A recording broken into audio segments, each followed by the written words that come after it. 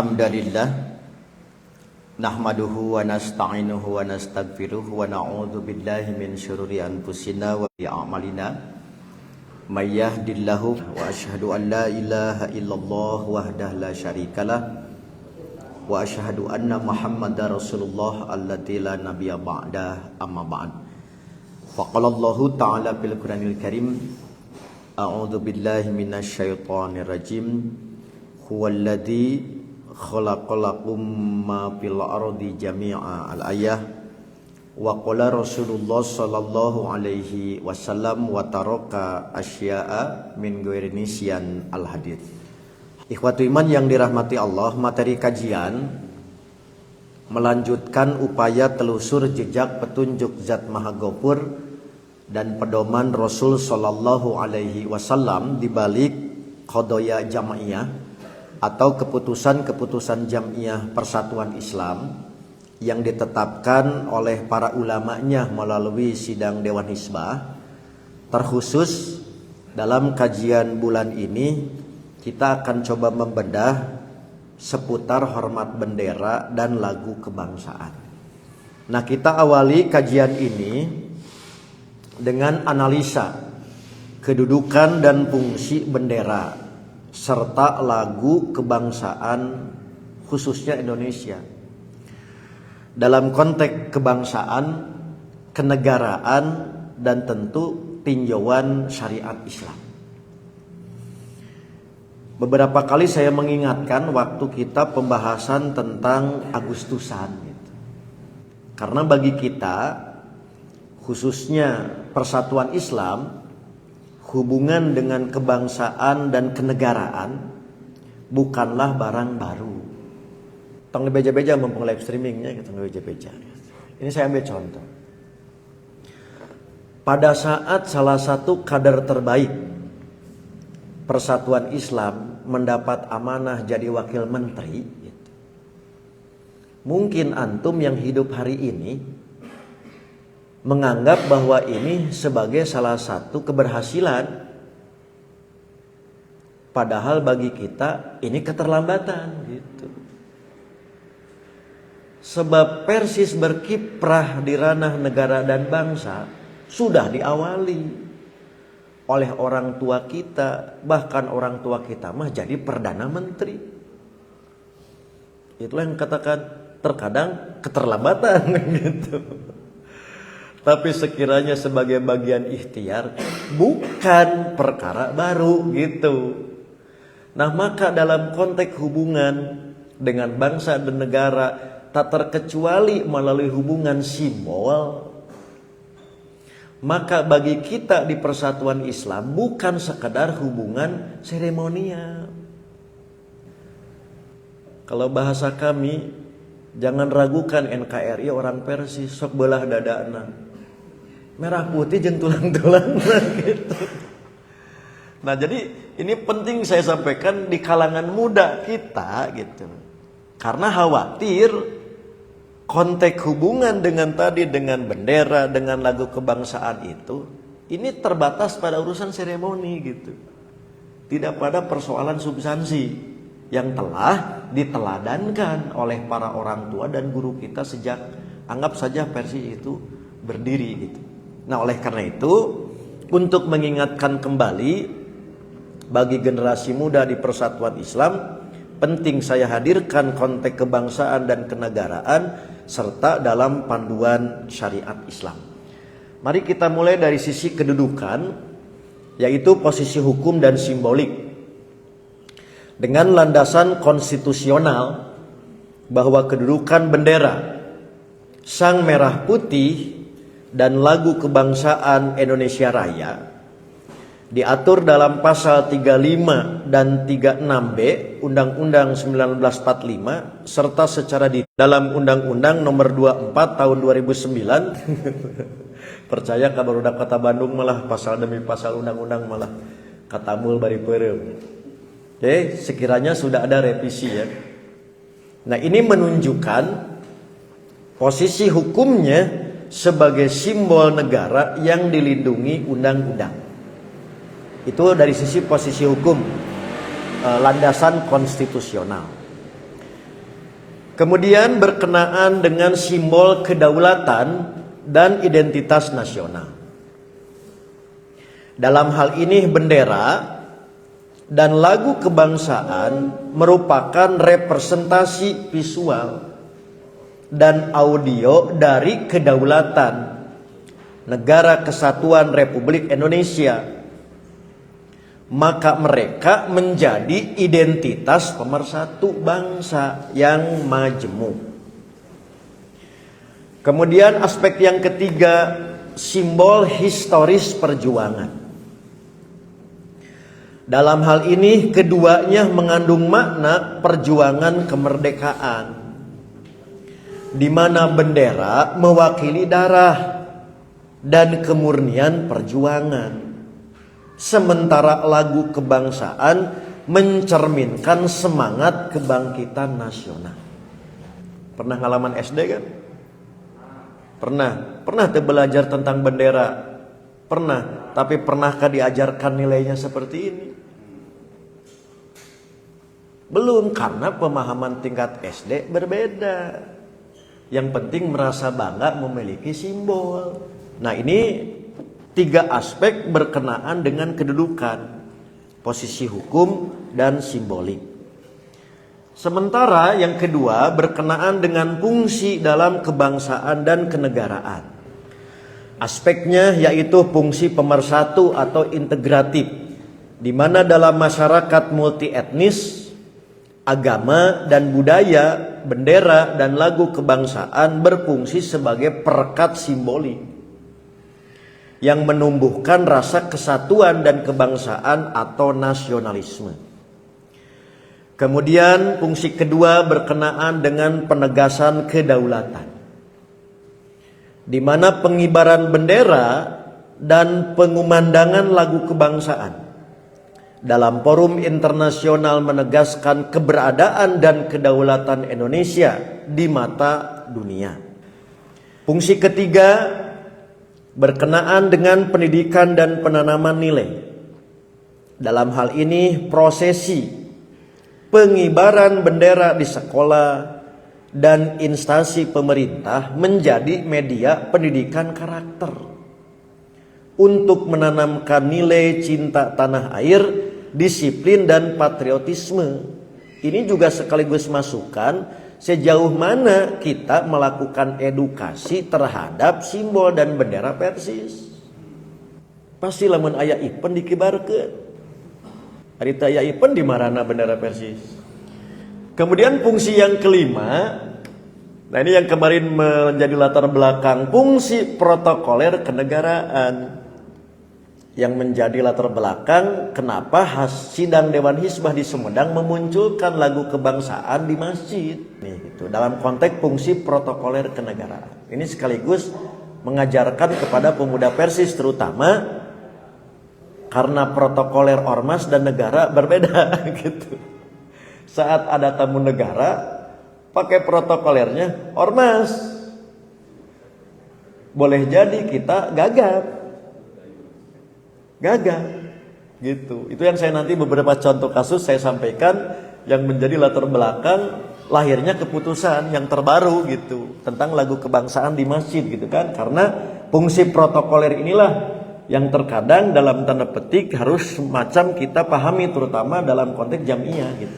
Nah, digunakan dalam acara resmi kenegaraan, penghormatan kepada kepala negara dan upacara internasional sebagai bagian dari tata krama diplomatik. Yang terakhir karena sudah jam 11 gitu, yaitu fungsi mobilisasi emosional. Dalam hal ini lagu kebangsaan berfungsi membangkitkan emosi kolektif kebangsaan nasional, terutama dalam momen-momen penting seperti peringatan kemerdekaan atau kejuaraan olahraga internasional. Nah, itulah kurang lebih kedudukan dan fungsi bendera dan lagu kebangsaan dalam konteks kenegaraan dan kebangsaan. Yang ketiga yaitu dalam pandangan syariat tentang menghormati bendera dan lagu kebangsaan. Jika kita buka dalam wacana fikih kontemporer, tentu perspektif berkenaan dengan ini beragam. Nah, sekiranya boleh diambil dalam peta jumhur lah gitu. Jumhur ulama atau jumhur ormas gitu. Maka umumnya dapat diringkas dalam beberapa poin. Pertama, prinsip umum dalam Islam, karena saya nugaskan nih ke budak Kota Bandung, telaah hadis-hadis seputar panji perjuangan di zaman Nabi dan sahabat, terutama saat perang. Hadis-hadis tentang bendera gitu kan. Nah, maka dalam prinsip ini Islam mengajarkan penghormatan terhadap simbol-simbol, syiar atau syu'ar yang disepakati suatu masyarakat selama tidak bertentangan dengan akidah. Bisi kieu maksudnya. Ari ka bendera NKRI nganggap togut gitu. Ari ka bendera ormas henteu. Haram gitu ngahormat bendera teh naon togut gitu. Ari nu ngaharamkeun teh boga bendera gitu. Bendera ormas gitu. Itu prinsip umum. Jadi pada dasarnya Islam mengajarkan penghormatan terhadap simbol yang disepakati dalam suatu masyarakat selama tidak bertentangan dengan akidah. Oke. Contoh dalil penghormatan terhadap syiar, terhadap simbol, antara lain surat Al-Hajj ayat 32. Zalika wa may yu'azzim sya'airallah fa innaha min taqwal qulub. Demikianlah perintah Allah, dan barang siapa mengagungkan syiar-syiar Allah, maka sesungguhnya itu timbul dari ketakwaan hati. Tolong Bapak Ibu terutama yang di rumah, baik tadi live streaming yang lewat Sigabah maupun tadi YouTube, jangan berhenti di sini. Karena kalau saliwat Ustaz Amin cocok logi bisa gitu. Bakat ku hayang menangkeun hormat bendera. Naon hubunganna ayat ieu teh bisi kitu lamun teu tuluy ngajina. Inilah pentingnya manhaj istidlal. Oke, berdasarkan tadi prinsip umum. Nah, perlu saya tegaskan meski ayat ini berbicara tentang syiar haji, sebagian ulama memperluas prinsip mengagungkan syiar pada hal-hal yang menjadi kesepakatan bersama untuk kebaikan. Nanti saya ambil contoh kasus prakteknya nih, mengagungkan simbol yang disepakati gitu dalam satu masyarakat. Maka dalam hal ini Islam juga menekankan pentingnya menjaga perjanjian dan kepatuhan pada penguasa dalam hal kebaikan. Ta'ah wal ilzam bil uhud. Maka seperti yang sudah populer di kalangan kita sabda Nabi as-sam'u wa ta'ah gitu kan. Adanya sistem monarki cikal bakalnya Bani Israel. Tapi cikal bakal demokratis dalam konteks sejarah Islam itulah Bani Ismail. Makanya bapak demokrasi gitu. Dalam konteks bangsa Arab itu bangsa Quraisy. Salah satu mengagungkan syiar yang disepakati yaitu membangun Ka'bah. Pada saat mau membangun Ka'bah, siapa yang dianggap punya otoritas? Setiap kubu, setiap kaum masing-masing mengklaim bahwa saya Bani Anu lebih berhak gitu, memiliki otoritas terhadap Ka'bah. Nepi ke Ka'bah parabut. Akhirnya Nabi Muhammad yang menggagas, dibangun bersama sampai tiap sudut kut setiap kaum. Padahal terjadi Nabi. Jadi berdasarkan prinsip umum gitu, menyepakati terhadap simbol-simbol pemersatu dalam masyarakat majemuk selama tidak bertentangan. Prakteknya itu Nabilah salah satu. Karena Nabi tadi turunan Quraisy, berpikir tadi demokrasi itu sudah tertanam. Tak gitu itu teh contohnya teh gitu. Dah. Dua contoh kasusnya. Ketika seorang sahabat mendapat amanah membawa satu panji kesatuan, perang, terus dibuntungan leungeunna, rag-rag bendera nanti dicokot ku kenca. Begitu tadi ku kenca dibuntungan oke ku musuh teh rag-rag. Nepi ka potong teh leungeun di kieu teh bendera. Tublas ku kafir. Pertanyaan ana, aya naon dina bendera? Lamun semata-mata tadi bahan bakunya di Cigondewah meuli yang sabaraha kibik, sabaraha lembar. Lamun semata-mata karipuripu bendera piceun atuh dikamaksakeun gitu leungeun kieu buntungkeun gitu kan cokot. Halo. Meuli di pasar Ciroyo mah. Karena apanya coba? Itu contoh betapa bendera sebagai simbol kedaulatan. Lamun jatuh ka musuh berarti eleh. Disepakati pasukan A warnana hideung, pasukan B warnana putih, pasukan ieu warnana koneng. Masing-masing kesatuan itu punya panji dan benderanya. Eueuh dalilna itu tapi di prakteknya ada. Nah itulah prinsip umum. Ketika disepakati sebagai simbol. Mun bahasa urang gitu. Nah angkatan laut berwarna boda seragamna. Nah henteu koneng. Halo. Tong protes gitu. Tak kitu teh. Cek saha merah tanda berani. Halo. Kumalon merah tadi tanda pehul. Mau nanya ke budak merah. Ari ungu simbol warna ungu.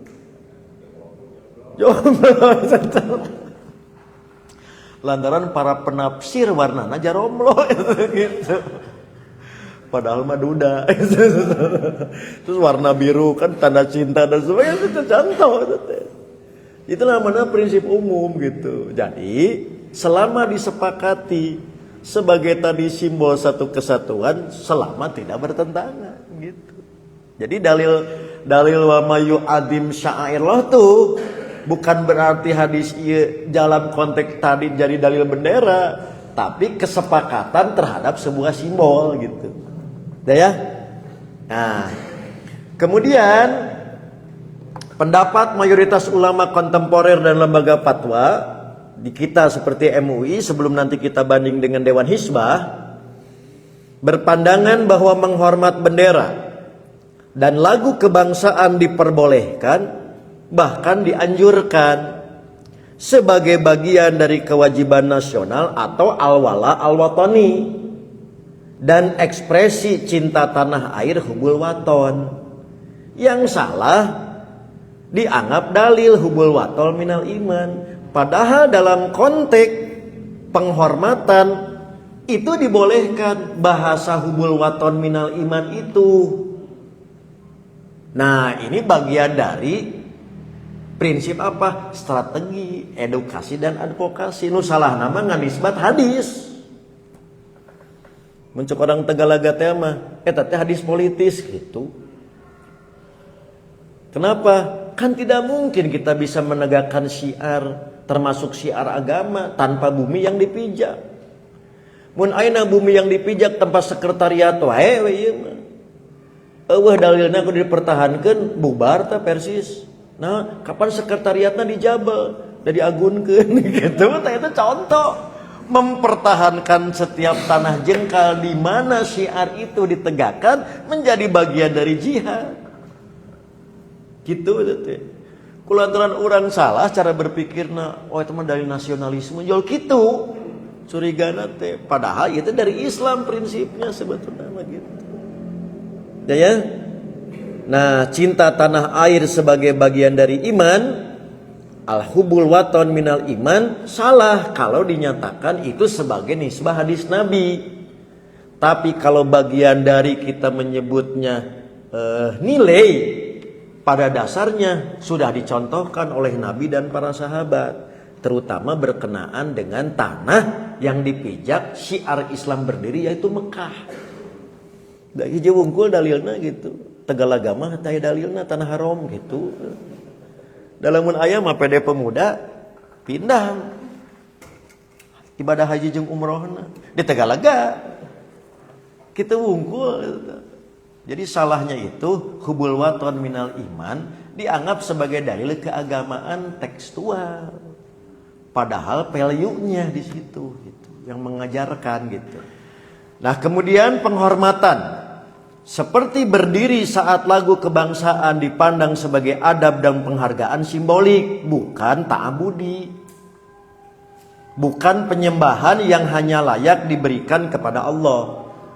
Maka niatnya adalah menjaga kehormatan negara dan memupuk persatuan. Dalam konteks negara bangsa atau nation state, simbol-simbol seperti bendera diperlukan sebagai identitas kolektif dan dianggap sebagai urusan duniawi, muamalah dunyawiyah yang diserahkan kepada kebijaksanaan manusia selama di situ tidak ada keyakinan yang melampaui dari fungsi bendera. Oke, sehingga kanu keris lah. Kanu keris.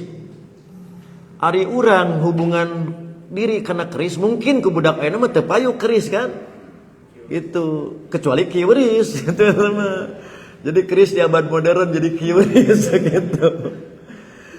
Nah, punten ieu mah. Nah, para pendekar dulu terutama kerajaan siga Pajajaran, Prabu Siliwangi, simbolna teh ternyata ku keris. Kajaba tokoh Sunda yang lahir gitu, Mat Peci, Si Pitung, lamun Betawi, kaku bedog. Nah, bedog itu bagian fungsi yang sama. Dari sisi apa? Lebih kepada simbolnya, bukan nilai sakralnya gitu. Nah, terus orang nikah. Hayang make keris geuningan si pengantin teh karena naon? Lamun urusana karena tadi punten kepantasan dalam konteks budaya selesai. Tapi lamun aya nilai dari sekedar tadi nilai itu, misalkan lantaran make keris pengantin laki-laki jadi jantan. Contoh, berarti kan ada nilai lebih tuh. Da sekedar model, cek urang teh, mending ganti. Da model itu menaon, goreng patut, kateli kolot sih, pakai keris kan bisa. Berarti nggak ada hubungan apapun gitu. Itulah murni hubungan dengan bendera, hubungan dengan lagu kebangsaan. Dalam konteks tadi hubungan muamalah sebagai simbol. Semuanya diserahkan kepada kebijakan selama tidak mengandung kemusyrikan. Nah ya. Nah, maka kita masih memaklumi adanya pandangan minoritas yang kritis gitu. Ya.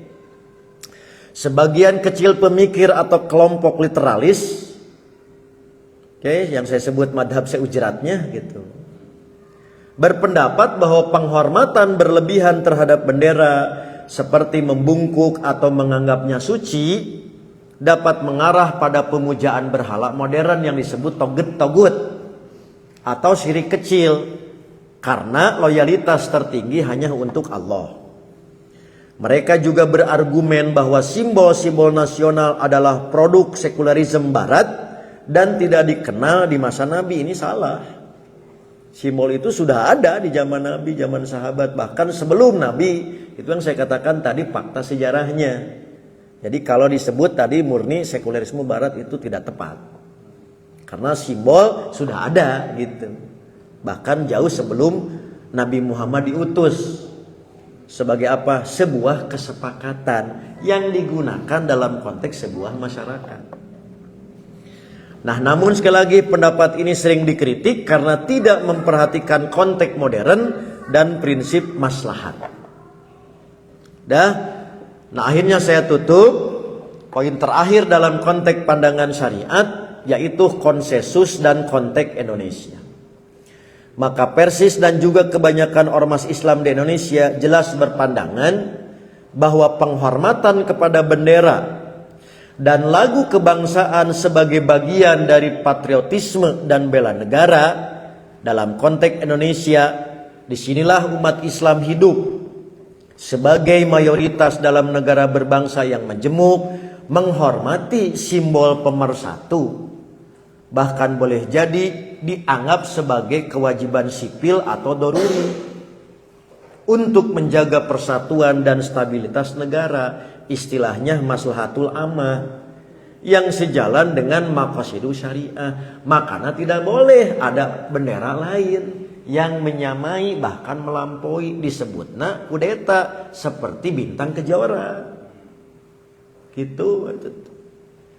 Kan terbayang gitu kalau sekarang ada bendera pemersatu lalu ada pesaing, padahal segede kapan cat mah bisa beli di Matrilia. Bukan, justru masalah fungsi, yaitu runtuhnya kedaulatan atau tercorengnya kedaulatan. Makanya dianggap nanti subversif gitu, atau melawan negara, makar disebut nanti gitu. Karena bukan sekedar kertasnya gitu, bukan sekedar warna, tapi ya gitu. Nah itulah kemarin juga saya masukkan kan biri ketika Maros Persis sabara Persi geningan gitu. Harus dipastikan dulu nu resmina nu mana gitu. Yang lain sebagai lagu-lagu perjuangan, bukan sebagai Maros Persis resmi. Itu contoh. Karena teu arapal, jadi salah muterkeun gitu. Begitu datang presiden maka nu ieu Maros Persis teh. Ai pas wakil presiden nu itu gitu. Contoh.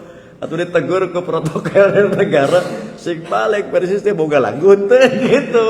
Itu gara-gara ketidakpastian gitu. Nah, dalam konteks negara juga sama, adanya tadi bendera yang melambangkan sebuah kedaulatan yang kita sebut negara dalam negara gitu. Itu kan penting gitu. Begitulah ya gambarannya itu. Jadi, inilah kesimpulan dalam kajian kita, bendera dan lagu kebangsaan Indonesia memiliki kedudukan konstitusional sebagai simbol kedaulatan dan identitas nasional, serta berfungsi sebagai pemersatu, penegak kedaulatan dan media pendidikan karakter.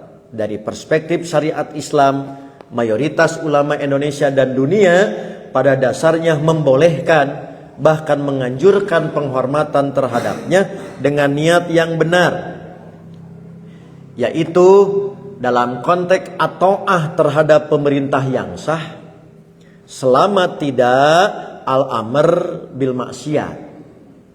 Yang kedua sebagai tadi simbol terhadap manifestasi cinta tanah air dan upaya menjaga persatuan bangsa selama tidak dijadikan objek kultus individu atau pemujaan.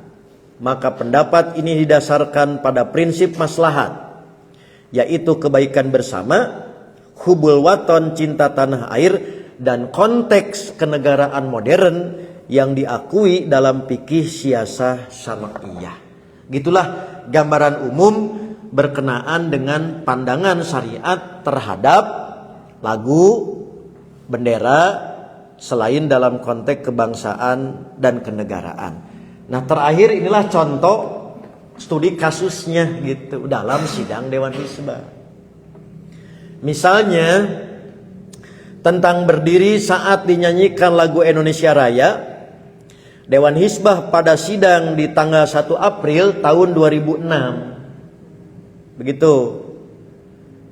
Berkenaan dengan berdiri saat dinyanyikan lagu Indonesia Raya, sepakat beristinbat. 1. Berdiri pada saat dinyanyikan lagu Indonesia Raya pada asalnya mubah atau boleh. Yang kedua, berdiri pada saat dinyanyikan lagu Indonesia Raya dengan niat mensakralkan atau mengkultuskan, hukumnya haram. Itu bukan haram, kurang M, haram. Oke ya. Sementara untuk yang terbaru, yaitu menyanyikan lagu kebangsaan di dalam masjid gitu. Ya.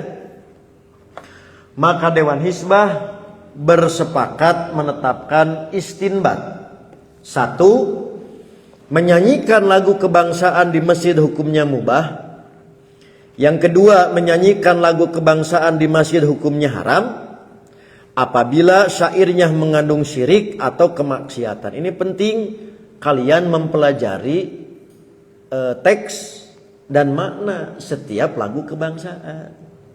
Contoh, boleh jadi isu Pageto Perdana Menteri Prancis kapiade. Secara protokoler kenegaraan harus diputer. Bagaimana tahu mengandung tidak musyrikna? Kudu dipelajari lirik lagu kebangsaannya. Masalahna make bahasa Perancis, urang apana bahasa Cibaduyut gitu kan. Nah itu contoh. Mana mungkin kita bisa mengetahui kalau kita tidak mengakrabi sebuah lagu kebangsaan untuk mengetahui. Nah jadi jangan sampai kita latah gitu padahal kita belum pernah mempelajari. Contoh, lagu Padamu Negeri disebut nanti lagu musyrik. Dan ngabdi maka Allah lain ke negeri gitu. Cek simburing teh anu lebih musyrik mana? Tanyalah rumput yang bergoyang gitu kan. Kan konteks harus dipahami selain tadi teks gitu. Kada ya tengerakeun pemuda Persis tuh pun adi tinggal generasi tadi alumni IPI gitu dan Hima. Kaum muda Persis mah harus terdepan kieu mah. Batur mah karek seremoni urang mah sakatambul.